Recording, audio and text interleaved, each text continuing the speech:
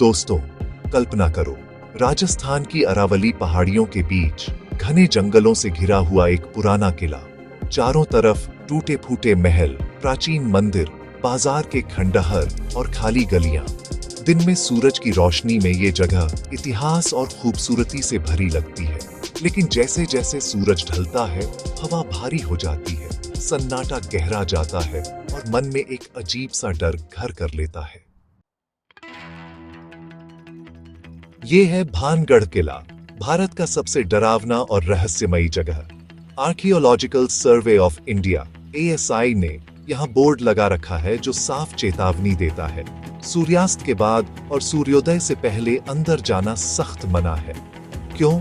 क्योंकि जो भी रात को यहाँ ठहरने की हिम्मत करता है, वो या तो वापस नहीं आता या फिर कुछ ऐसा लेकर आता है जो जिंदगी भर नहीं भूल पाता। तो चलिए सुनते हैं वो सदियों पुरानी कहानी जो आज भी इस किले की हवा में गूंजती है। 16वीं सदी की बात है। भानगढ़ एक समृद्ध और हरा भरा शहर था, जहां 9000 से ज्यादा लोग रहते थे। यहाँ राज करती थीं राजकुमारी रत्नावती, बेहद खूबसूरत, होशियार और बुद्धिमान। उनकी सुंदरता की चर्चा दूर दूर तक थी। कई राजकुमार उनसे शादी करने के लिए प्रस्ताव भेजते थे। लेकिन एक आदमी था, तांत्रिक सिंहिया।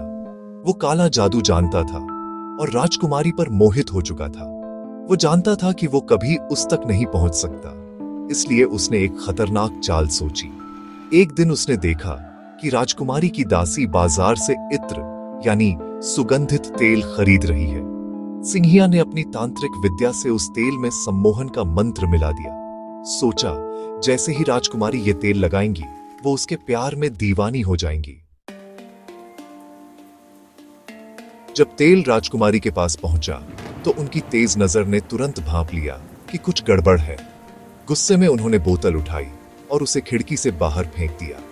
बोतल एक बड़े पत्थर पर गिरी और वो पत्थर अचानक लुढ़कता हुआ सीधा सिंहिया की तरफ चला गया। पत्थर ने सिंहिया को कुचल दिया। मरते वक्त सिंहिया ने आखिरी सांस में भयानक श्राप दिया, इस किले और पूरे शहर में कोई भी कभी शांति से नहीं रह पाएगा। यहाँ रहने वाले सब बर्बाद हो जाएंगे।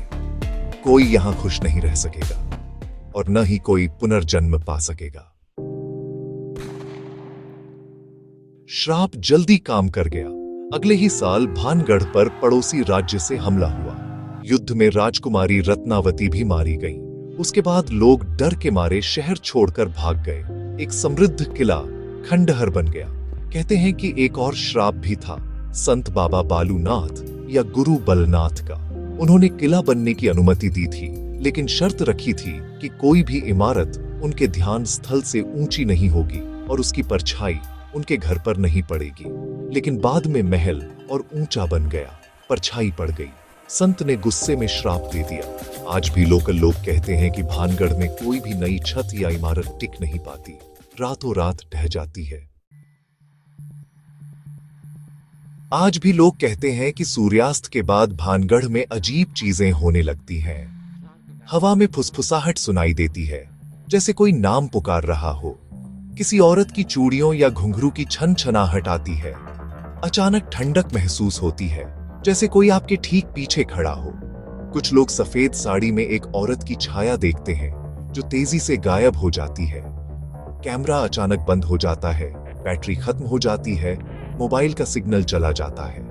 कई एडवेंचर सीकर रात में रहने गए, कुछ वापस नहीं आए, कुछ मानसिक रूप से परेशान होकर लौटे। ASI ने रात में एंट्री इसलिए बैन की है क्योंकि ये प्रोटेक्टेड जगह है और जंगली जानवरों का खतरा भी है।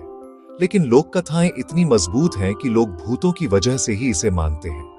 दोस्तों, भानगढ़ दिन में घूमने लायक है।